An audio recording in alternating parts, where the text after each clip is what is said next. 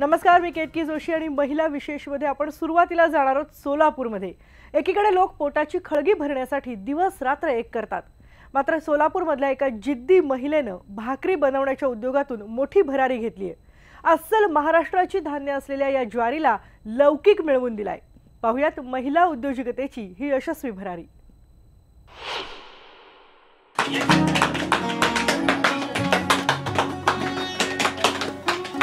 लक्ष्मीला अन्नपूर्णेची उपासना करताना आपण कधी पाहिलं नसेल, मात्र सोलापुरातल्या ज्वारीच्या पिठाला आकार देणारे हे हात आहेत लक्ष्मी बिराजदार या महिला उद्योजकेचे।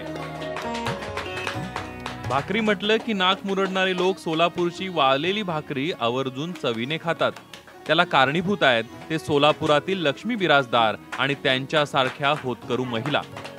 बचत गटाच्या माध्यमातून लक्ष्मी बिराजदार यांनी वाळलेल्या भाकरीचा व्यवसाय सुरू केलाय। मी 2012 पासून हा व्यवसाय चालू केला आहे। ते आपण म्हणजे महिला बसवत होतो आपण, मग आपण बसण्यापेक्षा काहीतरी व्यवसाय चालू केला पाहिजे म्हणून मग आम्ही बसलेल्या महिलांनी आम्ही पहिला भाकरीचा व्यवसाय चालू केला।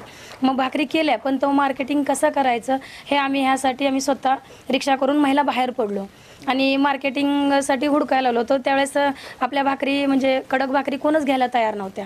तर मग मला आम्ही फक्त ठेवून तरी बघा, ह्या भाकरीचं म्हणजे तुम्हाला काहीतरी विकल्या तर विका, नाही तर राहून द्या। तर त्यांचा प्रयत्न यशस्वी झाला। तर त्यांनी दिलेल्या भाकरी त्यांनी विकल्यानंतर ना त्यांना चांगल्या वाटल्यामुळं का नाही, त्यांनी आपल्या भाकरी आता दररोज 500 ते 1000 भाकरी स्वतः एक दुकानवाले घ्यायला आले। लक्ष्मीताईंनी स्वतःसह 2 महिलांच्या सहाय्याने सुरू केलेल्या या व्यवसायाला भरारी घेण्यासाठी भांडवली पंखांची गरज होती। त्यासाठी खऱ्या अर्थाने साथ मिळाली ती कृषी विज्ञान केंद्राची आणि आत्मा या शासकीय संस्थेची। केविकेनं केलेल्या सहकार्यामुळे आज लक्ष्मीताईंच्या संतोषी माता महिला गृहोद्योगानं आपला व्यवसाय 7 समुद्रापार म्हणजेच थेट अमेरिकेपर्यंत नेलाय। मुद्रा लोन घेऊन आता सध्याला माझा दररोज 1000 म्हणले तर 30,000 भाकरी मंथली जातात। महिन्याला 30,000 भाकरी बाहेर जातात। माझ्या भाकरी पुण्याला जातात, ठाण्याला जातात, कोल्हापूरला जातात आणि नवी मुंबईला जातात। सोलापूरमध्ये तर डेली आहेच, पण बाहेरही माल जातो। ट्रान्सपोर्ट वाटे आपण माल पाठवतो। माझा माल का नाही, अमेरिकेमधला एकांचा फोन आला ओळखीने की मॅडम आम्हाला तिथं भाकरी पाहिजे। तर म्हणलं हो आहे ना, ज्वारी भाकरी आहे, बाजरी भाकरी आहे। त्यांनी म्हणले आम्हाला तुम्हाला वेगळ्या पद्धतीच्या भाकऱ्या पाहिजे। कसं? तर मी म्हणलं त्यांनी ज्वारी भाकरीला आम्हाला तीळ लावून भाकरी पाहिजे। आम्ही म्हणलं बाजरीला लावतो हे माहिती आहे, पण ज्वारीला लावतो हे माहीत नाही म्हणल्यावर नाही आम्हाला ह्या प्रकारच्या भाकरी द्या म्हणले। मग त्यांना आम्ही ज्वारीच्या भाकरीला तीळ लावून शेंगाच्या चटणीमध्ये पण तीळ घालून ह्या पद्धतीने आम्ही सगळा माल 500 किलो चटणी, 500 ज्वारीच्या भाकरी आणि 500 बाजरीच्या भाकरी असं आम्ही पूर्ण चांगल्या व्यवस्थित प्रकारे त्याला पॅकिंग वगैरे करून आम्ही हा माल पाठवला ट्रान्सपोर्टने।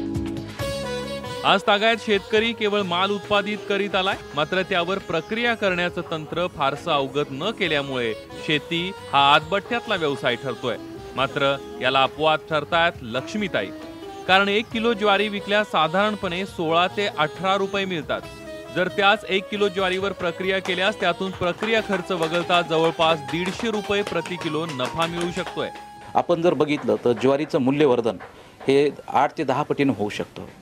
त्याचं एक बेस्ट उदाहरण असं आहे की ज्वारी आपण जर बाजारात विकली तर साधारणतः 18 ते 20 रुपये किलोने ती ज्वारी विकली जाईल। आपण त्या ज्वारीच्या जर भाकरी तयार केल्या तर जवळपास 30 ते 35-40 भाकरीपर्यंत 1 किलोच्या भाकरी तयार होतात। आणि आपण बघतो बाजारात ॲव्हरेज रेट 6-7 रुपयांनी जर भाकरीचा रेट बदलला तर साधारणतः 200-250 रुपये 1 किलोपासून आपल्याला त्या मूल्यवर्धनातून मिळतात। खरं तर ज्वारी ही शरीरासाठी अत्यंत उपयुक्त आहे, मात्र अलीकडच्या काळात ज्वारीबद्दल अनेक नकारात्मक गोष्टींची अफवा उठवली गेली आहे आणि ती खोडून काढण्याचं काम सध्या कृषी विज्ञान केंद्र करताना दिसतंय। त्यामध्ये फायबर कंटेंट सगळ्यात जास्त आहे, न्यूट्रिशन व्हॅल्यू सगळ्यात चांगली आहे ज्वारीमध्ये। आणि महत्त्वाचं म्हणजे आता नवीनच रिसेंटली 2-3 वर्षापूर्वी रिसर्च झालेला आहे की डायबिटीज लोकांनाही रिकमेंड केली जाते ज्वारी, वेट लॉससाठी आहे, कॅन्सर, बऱ्याच मधुमेह लोकांना खास करून यूज करायला पाहिजे। कशासाठी? तर ज्या त्यामध्ये कार्बोहायड्रेट्स आहेत ते स्लो रिलीज केले जातात, त्यामुळे शुगर लेवल मेंटेन राहते, कमी पण होत नाही, वाढत पण नाही, हे संशोधनाने सिद्ध झाले। लक्ष्मीताईंनी ज्वारीपासून केक, बिस्किट, रवा इत्यादी गोष्टी बनवल्या असून त्याला बाजारातूनही चांगली मागणी मिळते आहे। कृषी विज्ञान केंद्र सोलापूर ह्या मॅडमकडनं भेटून तांबडे सरांची ओळख झाली। त्यांच्याकडनं मला ज्वारी केक, ज्वारी बिस्किट, ज्वारी चकली, ज्वारीचं सेव हे प्रोजेक्ट मला त्यांच्याकडनं प्रशिक्षणद्वारे भेटलं. लक्ष्मीताईंच्या या संतोषी माता गृहोद्योगाचा ब्रँड आता सर्वसामान्यांपर्यंत पोहोचलाय. मोठमोठ्या हॉटेलसह सर्वसामान्य खवय्ये देखील लक्ष्मीताईंकडूनच भाकरी घेऊन जातात. आम्हाला भाकरी खावं वाटलं तर आम्ही कडक भाकरी, मऊ भाकरी इथनंच घेऊन जातो. जवळपास आता आम्ही 2 ते 3 वर्ष झालं इथनंच भाकरी घेऊन जातो. त्यांच्या भाकरीची पण चव चांगली आहे, टेस्ट चांगली आहे.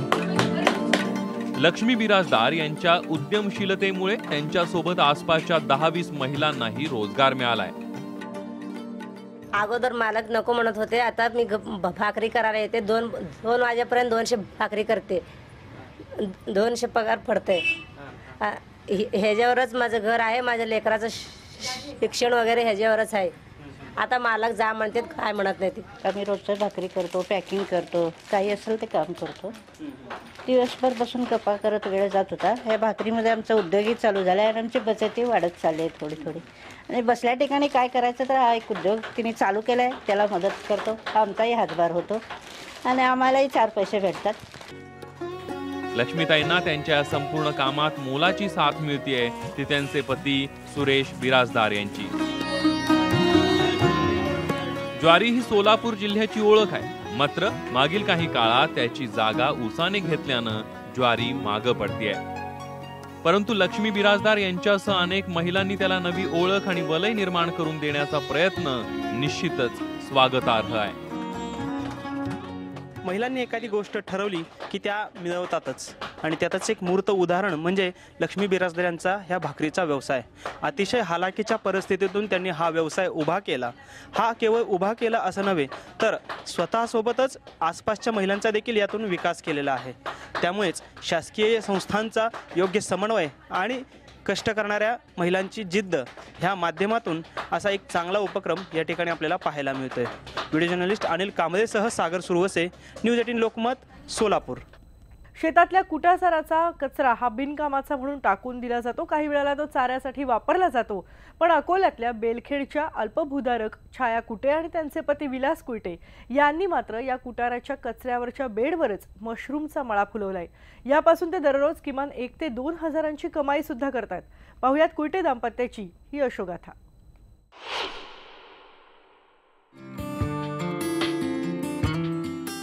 तेल्हारा तालुक्यातल्या बेलखेडच्या विलास कोयटेंचं 10वी पर्यंत शिक्षण झालंय.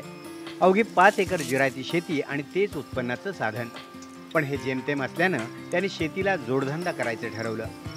कापूस, सोयाबीन सारख्या पारंपरिक पिकाबरोबरच त्यांनी मशरूमचं उत्पादन घ्यायचं ठरवलं. या कामात त्यांना जळगाव जामोद इथल्या कृषी पर्यटन केंद्रानं मोलाची मदत केली. कुटार पहिले टाकीमध्ये भिजवावं लागते रात्रभर, नंतर सकाळी हे शिजवावं लागते आणि ते शांत झाल्यानंतर ते पन्नीत भरतो आणि त्या पन्नीमध्ये आम्ही स्पॉन टाकतो. ज्याला बी म्हणतो त्याचं नाव स्पॉन आहे. आणि ते बांगली पद्धतीनं आम्ही 5 वेळा असं 5 थर टाकतो आणि 5 थर झाल्यानंतर ते 15व्या दिवशी त्याला बुरशी चढते आणि बुरशी चढल्यानंतर ब्लेडच्या पत्त्याने आम्ही ते फाडून टाकतो आणि फाडल्यानंतर त्याला 21व्या दिवशी कोंब येतात आणि ते कोंब म्हणजेच मशरूम आहे आणि ते 25व्या दिवशी काढणीस योग्य पद्धतीने होते. कुयटे यांनी अवघे 20,000 रुपये खर्च करून अमरावती इथून स्पॉन आणलं. त्यानंतर कुटाराचे 84 बेड बनवले. त्यावर त्यांनी मशरूमचं उत्पादन घ्यायला सुरुवात केली. या कामात त्यांना पत्नी छाया यांनी मोलाची मदत केली. शेतामधले कुटार असते ना, आपलं सोयाबीनचं, हरभऱ्याचं, कोणतेही कुटार चालते शेतामधलं, ते घरी आणल्यानंतर त्याचे एका स्वच्छ टाकीमध्ये पाणी घ्यायचं, नंतर त्यात भिजत टाकायचं रात्रभर भिजत टाकल्यानंतर सकाळी पाण्यात उकळू टाकायचं. उकळल्यानंतर ते थंड होऊ द्यायचं. थंड झाल्यानंतर ते पिशवीमध्ये भरायचं. स्पॉन म्हणून स्पॉन असतात ना, जे स्पॉन ते बांगडी पद्धतीनं टाकायचे. 1 थर कुटाराचा, नंतर बांगडी पद्धतीनं स्पॉन टाकायचे, नंतर असे 5 थर करायचे, नंतर बांधून घ्यायचं, त्यानंतर ठेवून द्यायचे बंद खोलीमध्ये. विलास यांनी मशरूमचं उत्पादन घेतल्यानंतर त्याची विक्री कुठं करायची हा प्रश्न उभा राहिला. मग त्यांनी अमरावती शहरात तसंच अकोल्यातल्या ग्रामीण भागात सरकारी कार्यालयात जाऊन विक्री केली. तेल्हारा, हिवरखेड, अकोट इथं कोणची ओळख वगैरे किंवा व्यापारी नाही आहे. मी याची मार्केटिंग स्वतः उपलब्ध केलेली आहे. जसं शिक्षक कॉलनी झाली, कॉलेज झालं, गोपाळ खेळकर झालं, शिवाजी झालं, असे कॉलेज, जिल्हा परिषदा, हॉस्पिटल, दवाखाने आणि उच्च दर्जाचे उच्चवर्णीय लोक जसे उद्योजक झाले. कारण सर्वसामान्य याला घेऊ शकत नाही, कारण हे 1,000 रुपये किलो मशरूम आहे. त्याच्यामुळे हे मला स्वतःच मार्केट तयार करावे लागले. मशरूम तयार करण्यासाठी अंधाऱ्या खोलीसोबतच त्या खोलीतली आर्द्रता राखावी लागते. त्यासाठी तापमान नियंत्रण करणं तसंच पाणी मारणं यासारख्या गोष्टी तपासाव्या लागतात. हे काम कुयटे पती-पत्नी करतात. याला भांडवल म्हणजे भांडवल नसल्यासारखीच आहे. म्हणजे झिरो हा जो मशरूमचा उद्योग आहे याला फक्त 100 रुपये किलोने स्पॉन येतात आणि 1 किलोमध्ये 20 बेड होतात. त्याच्यामुळे याला भांडवल लागत नाही. फक्त याला मेहनत घ्यावी लागते. जसं कुटार शिजवणे, भिजवणे, त्यानंतर ते बेड लावणे, त्याला पाणी मारणे, जसं ऊन तपलं तर टेम्परेचर मेंटेनन्स करावं लागते आणि बेडला पाणी मारल्यानंतर टेम्परेचर मेंटेनन्स न झाल्यास हवेत त्याची स्प्रेइंग करावं लागते आणि 20 ते 25 सेल्सिअस डिग्रीमध्ये मशरूम चांगलं येते. कुयटे पती-पत्नींचं काम पाहून अनेक मंडळी मशरूम शेतीबाबत सकारात्मक विचार करतायत. शेतीला जोडधंदा असलाच पाहिजे असं संजय हिरवळेंचं मत आहे. जोडधंदा केला तर इतर समस्या उद्भवणारच नाहीत असं त्यांचं मत आहे.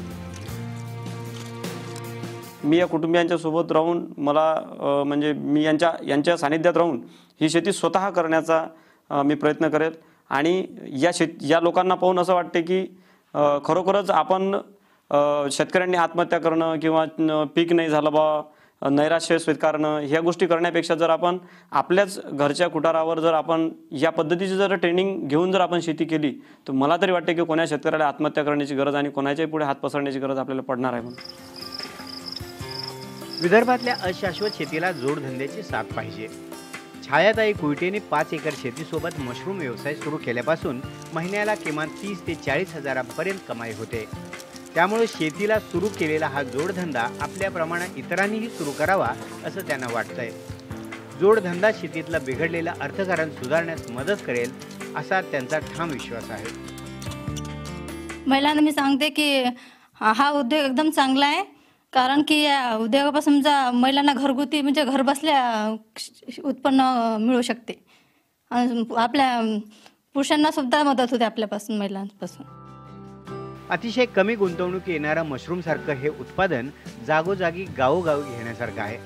विदर्भातल्या शेतकऱ्यांनी तर असे जोडधंदे वाढवणं गरजेचे आहे, तरच शेतीतला होणारा तोटा भरून काढता येईल. कुंदन जाधव, न्यूज 18 लोकमत, अकोला. सारं काही ठीक असूनही सतत रडणारे, कुरकुरणारे आजूबाजूला अनेक जण असतात. पण आपल्यातल्या कमतरतेवर मात करून स्वतःच्या पायावर उभं राहणारे अगदी मोजके. राजस्थानमधल्या भिलवाडा इथली माया राठोड ही रिक्षा चालक महिला सुद्धा त्यातलीच एक. जी देखिए, मैं हमेशा से यही सोचती थी कि कुछ अलग करना चाहिए, और पढ़ने लिखने के बाद में भी जो डिसेबल पर्सन्स होते हैं वो ये सोचते हैं कि हम कुछ नहीं कर सकते, हमारे पास कोई काम नहीं है.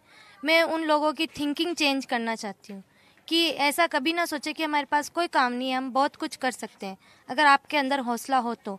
बस यही थिंकिंग चेंज करने के लिए मैंने ये ई रिक्शा लिया. लोकांचा अपंगांकडे बघण्याचा दृष्टिकोन मला बदलायचा होता. त्यामुळेच मी कोणावरही अवलंबून राहायचं नाही असं ठरवलंच होतं, असं माया सांगते. अगदी सर्वसामान्य मध्यमवर्गीय घरातल्या मायाला वयाच्या 6व्या वर्षी पोलिओ झाला. त्यामुळे तिला अगदी प्रत्येक क्षणी तिच्या आईची मदत घ्यावी लागायची. मायानं आपलं शिक्षण तर पूर्ण केलंच, पण त्याचबरोबर तिनं राज्यशास्त्रात पदवीही मिळवली. 2005 मध्ये तिचं लग्न झालं. तिला 2 मुलंही आहेत. सुरुवातीला एका खासगी कंपनीत ती नोकरीला होती, पण तिथं पगार अगदीच कमी होता. त्यामुळे तिनं नोकरी सोडायचं ठरवलं आणि रिक्षा चालक होण्याचा निर्णय घेतला. रिक्षा चालवण्याचा पहिल्या दिवसाचा अनुभव तिला आजही आठवतोय. मेरा पहला दिन रियली में मैं बताऊं तो मुझे हंसी आती है लोगों की थिंकिंग पे, कि जब लोग मुझे देखते थे तो हैरानी से देखते थे, अरे लड़की ऑटो रिक्शा चला रही है. लेकिन वो लोग ये क्यों नहीं सोचते कि जिस स्त्री ने, जिस औरत ने उन्हें जन्म दिया है, उनका पालन पोषण किया है, उनका घर चला रही है, तो वो ऑटो रिक्शा क्यों नहीं चला सकती. जब लोगों को लगा कि हाँ यार लड़की सब कुछ कर सकती है, तो उन्होंने भी मतलब मुझे हौसला दिया. सुरुवातीला पुरुष प्रवासी तिच्याकडे जरा संशयानंच पाहायचे, पण महिला प्रवाशांना मात्र मायाचा मोठा आधार वाटतो. त्यामुळे अनेकदा उशिराच्या प्रवासासाठी त्या तिला हक्कानं बोलवतात. मुझे ये रियलाइज होता है कि मैं जब ऑटो रिक्शा चलाती हूँ तो लड़कियाँ जो है वो जो मेरे साथ में रहती है, जाती है मेरे साथ, तो वो अपने आप को सेफ महसूस करती है। वो ये सोचती है कि हम लेडीज़ के साथ जा रहे हैं, क्योंकि आजकल जो इतना क्राइम हो रहा है, रेप वगैरह के क्राइम हो रहे हैं, तो जब मैं ऑटो रिक्शा चलाती हूँ तो लेट नाइट तक भी लेडीज़ मेरे साथ जाती है, तो उन्हें भय नहीं रहता है। रिक्षा चालवण्याचा रोजचा दिवस मायासाठी नक्कीच वेगळा असतो, आव्हानात्मकही असतो, पण ती सगळी आव्हानं पार करून पुन्हा उभी राहते दुसऱ्या आव्हानाला सामोरं जाण्यासाठी। घरच्यांचं पोट भरण्यासाठी मायानं हा व्यवसाय सुरू केला, पण आज माया आणि तिचा हा व्यवसाय अनेकांना प्रेरणा देणारा आणि रोजगाराची नवी वाट दाखवणारा ठरलाय। Bureau report, news 18 Lokmat. आणि यानंतर आजच्या महिला विशेषमध्ये आपण इथेच थांबतोय, पण ताज्या घडामोडींसाठी पहा फक्त न्यूज 18 लोकमत।